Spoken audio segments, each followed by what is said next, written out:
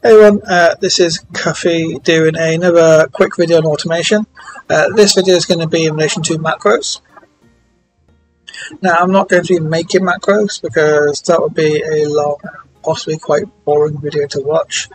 It would involve you watching me try to make a macro, get an error, swearing and just getting loads of errors constantly, so wouldn't be interesting to watch. Maybe if it actually get better in the future, I might do one, but that'll be a long video, and I'm not sure many people will be interested in watching it.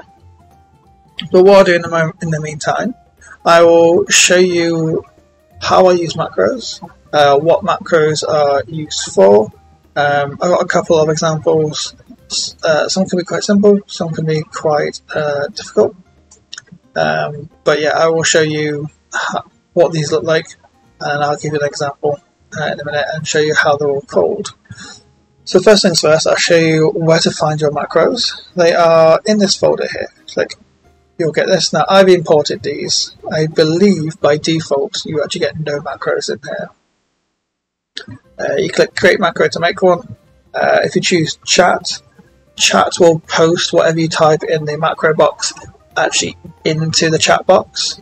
So that's like if you just want to make a script that just a macro that when run just says hi, this is a macro in chat, you can do that. A script is more complex and requires basically JavaScript, because that's what macros are. Macros are built for Foundry through JavaScript. Like I said, I have no experience with this. I've been meddling around with macros for a very short period of time. I have cobbled together some, and the way I tend to do macros is I get a lot of them from the Macro Polo sub-channel, I think it is, on the Foundry Discord. Really useful people in there. Useful people? Awesome people, I meant to say. Not useful. Yeah, useful though. But they are there to help. And usually if you post a request about a macro, they will either have an example of one available for you to look at, or they will design one, or give you or help you to do it yourself. Personally, I try to do it myself, and it's useful to have these people kind of go, what I've done wrong, how would I do this bit, and then cobble together, because that's how I learn best. So rather than having someone swoop in and just do it for me, I'd rather have people go, here's how you deal with this issue. So I can go, okay, right, figured that bit out, right, got that bit, what am I doing next? And that's how I do it. That's more about me than anything else. But I'll show you here these three macros. So I'll show you Arcane Ward. So it's complex, I understand. Once you get used to it, it's not. So this top section is basically telling the macro who you're looking at. So like Tactor and Target, that's telling you this is the casting or using token or actor, and this is a target, and this is how you identify them. This is important because you can see here certain abilities of this feature especially is trying to get information from that token. So on this one, this section here, we are identifying I guess values. So let ward equal this. What this means is I'm telling this macro that if you see the term ward with a capital W, what it really means is this line here. So it saves me having to type it all out again. It is literally saying if you see this used, this is what it means. And this last bit, well, there's two last bit here, so we'll separate this out a little bit. So this await part, this tells you what I'm trying to do. So this says that the targeted token or the casting token, you're taking the hit point value and you're basically replacing it with hit point plus ward, which is hit point, you can see here. This is the hit point value currently, and also then the wizard level times 2 plus the intelligence modifier. So rather than it just being your current hit point value, replace it with these two combined. And then this last bit post into chat to say that the user of the ability gains a protective shield of this many points, and it lasts until they take a long rest. So that's quite a simple one. A vision one I've seen recently. This one is used to using perfect vision. It's a module a lot of people use to deal with the light sources and vision options on role-playing games, mostly D&D and Pathfinder. So, for example, for most people, dark vision is usually set dim sight 60, and what perfect vision does, as a brief review of that one, is it will make the range that character can see when in darkness grayscale, or whatever colour scale you make it, because you can vary the colour on it. So if you wanted someone to see, once it goes dark, they can only see in infrared, you can make it red, and you'll see like an infrared, which is quite cool. But on this macro, what it is doing, it is telling the system that when this macro runs, the token that's being targeted or selected is you are to reduce its dim sight and bright sight to 0, basically blinding it effectively, which is what I'm using this company for. The other thing I haven't got is how to actually return this back to reverse this, something I have to have a look at. And then we'll show you a more complex one. So let's go with Vampire Drain. So again, first part is setting up identifiers here. So what this bit is doing, this is a damage part. So this is saying that you roll a number of dice. Those dice will go onto the MIDI QOL damage output. So it will be output as if it's a MIDI QOL roll from a normal weapon. It does narcotic damage, and then part of this section as well, also it tells the game that as part of that MIDI QOL section to run another part and then heal the user by the amount of narcotic damage dealt, which is quite cool. Then this last bit is an effect. So as part of this, and this is a whole thing, it basically does it in sequence. This part it does an effect, so it applies an active effect to the target to say that your hit point maximum is going to be reduced by this damage roll total. It then updates these, and then finally at the bottom here it posts a chat to say that the user drains the target by X amount of damage. The maximum hit point, the target's maximum hit point has now been reduced. If it reaches it, if it reaches 0, they die, and also the person regains that many hit points. So this is in regards to like a vampire. I've got one for Strength Drain, which is used for shadows. So I'll show you that in action in a minute. But first of all, I want to show you how you can call these macros. So this is usually done by going to an item. So let's just pull this as playing with the other day. So to make it an action type. So usually macros can be called in other ways. One, you can put them on this hotbar down here. So if you have a macro that is set, you can usually drag it onto there, and it will determine that you just run it off that bar. That's one way. Otherwise, you can use the MIDI QOL on use macro. What this does is when this feature is used, so when on the character sheet I tail it to roll and it goes to chat, it will then trigger this macro, and that macro triggers off the back of there. You can use item macro, which is similar. You type it all up in here, and then in this box here you literally type item macro, capital I, capital M, no spaces between the words, and that tells the system that on use, run the macro in here. And the third way is to go to dynamic actor effects. Let's just edit this and I'll show you. Go to effects, and then you choose macro execute. So this will tell you that So it's this custom, and then you put the macro details in here, and that will call it as well.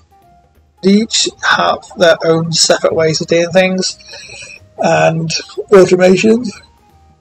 Now, like I said before, I'm not an expert at macros. I'm still very much learning them, but their uses are generally when trying to apply things that are more complex than the system picks up. So I'll show you one of those now, and I'll show you how it's quite a complex thing to do. So we'll use the shadow for this. So if I get jumping,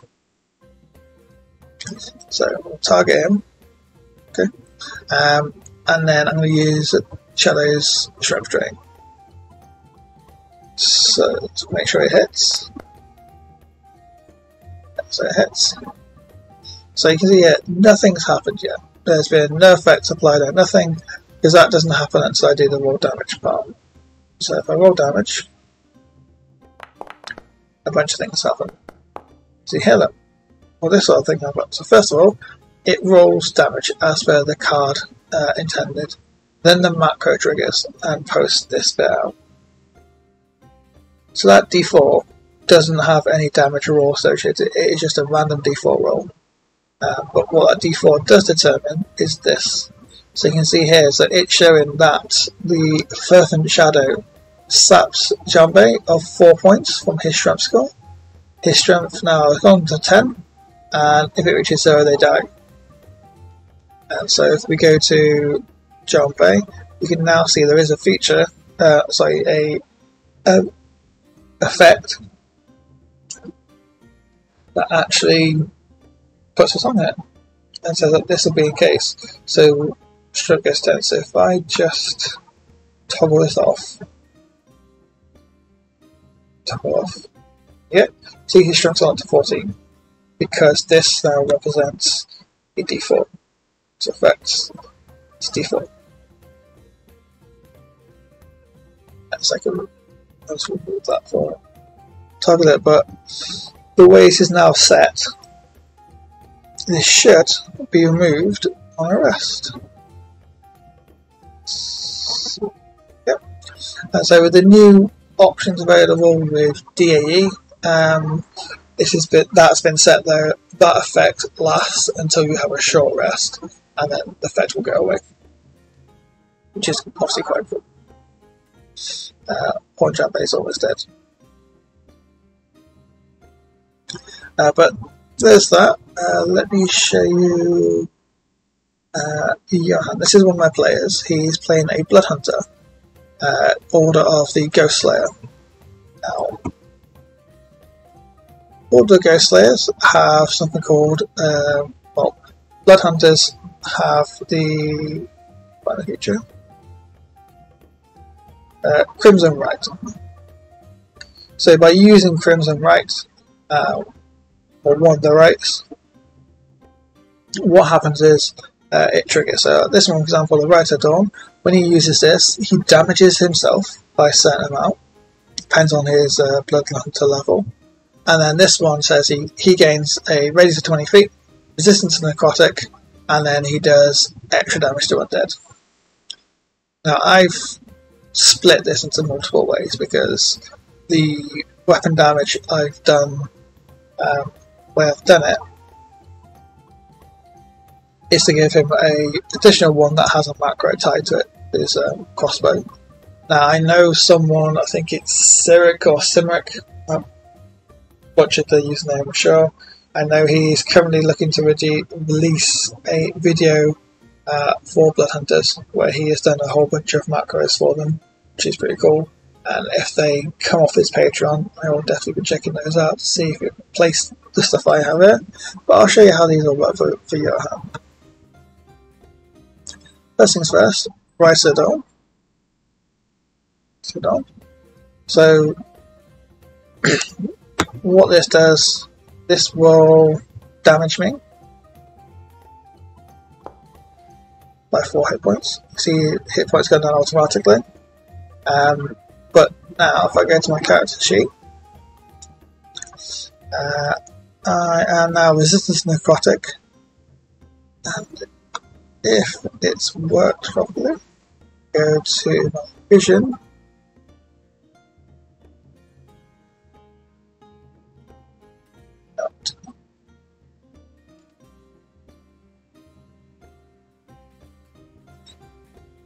I think because I'm missing the macro tied with that. There is a macro that I do usually have tied with it. That would basically apply a light aura to him. Let me see if I can find it. I'll show you that again. So I keep all these in my show compendiums. That's a class.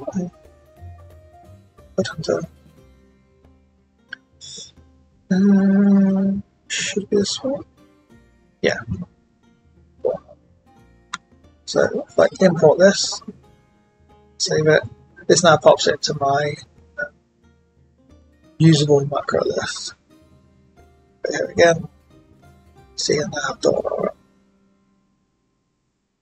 So this is a on use. So when I click damage, it should do all this. Let's see if it does it this time. Damage is here. And there you go, look. And what this does now, it gives him this big ass aura of light around him. Because he sheds bright light in a radius of 20 feet. So he has this big aura of 20 foot around him. So that's all applied that way. I then have a second macro for his Dawn crossbow. Sure, hits. He's got ridiculous abilities. Yeah, definitely hits. Damage it. So you can see it's done all that stuff. But the main thing here is you can see what's happened is it's rolled 1d6. So it's rolled 2d6. One for piercing, one for radiant, and then it's rolled an extra d6. Now, which is radiant damage against undead. If this wasn't undead, that extra roll wouldn't happen. Which is quite nice. It does mean it rolls it twice, which is a little bit annoying, but it is what it is. The other thing issue that would potentially cause is it would cause someone concentrating. It would trigger a concentration check twice, for example. I haven't figured out how to make it work into one. But you can see how that all works out. So the macro, if you actually look at his crossbow, Dawn crossbow, the only thing that's set up with, so this is set up like this with radiant. Because I set it up this way, you can do it so the have a macro that actually pulls the radiant through for you as well. But I set it because I've got different ones. So he's got flame and dawn. One does fire, one does radiant, obviously. And that's there. Now, technically, he could use that feature on any of his weapons. I haven't set everything up to be done in that way, but I thought it should do. So it pulls that information. So the way it would look on the chat card, for example, you can have it in three separate ones. It would be like piercing, d6, radiant, d6, then radiant damage against undead, another d6. Like I said, that will trigger multiple. It's basically multiple damage rolls, so it triggers them with ridiculous. And the way not to is to have everything applied into one, which is kind of annoying, but like I said, it is what it is. It works. That's kind of really it. Arcane Ward, I can't. What am I there to show you? So I've got the. So if I go, Arcane Ward set up. So what should happen if this works? So I'm still practicing. Arcane Ward should apply a effect to him, so he's got an Arcane Ward, and it should also bump his hit points. So his hit point increase will be twice his wizard level plus his intelligence. So he should gain 8 hit points. So let's see if this actually works. Yep. So you can see here, So 1, his hit points have increased. Post the chat say what it is, and then it gives this little kind of blurb at the bottom to say that Johan has gains a protective shield of this many hit points. It lasts until it takes a long rest. And if I look at his effects, he now has the passive effects at Arcane Ward, and that is in relation to Arcane Ward. Yeah. Now I do have the other one which doesn't properly work, the refresh. I'm trying to make that work in a way that makes sense, so something I'm working on. But like I said, I tend to play around with macros quite a lot.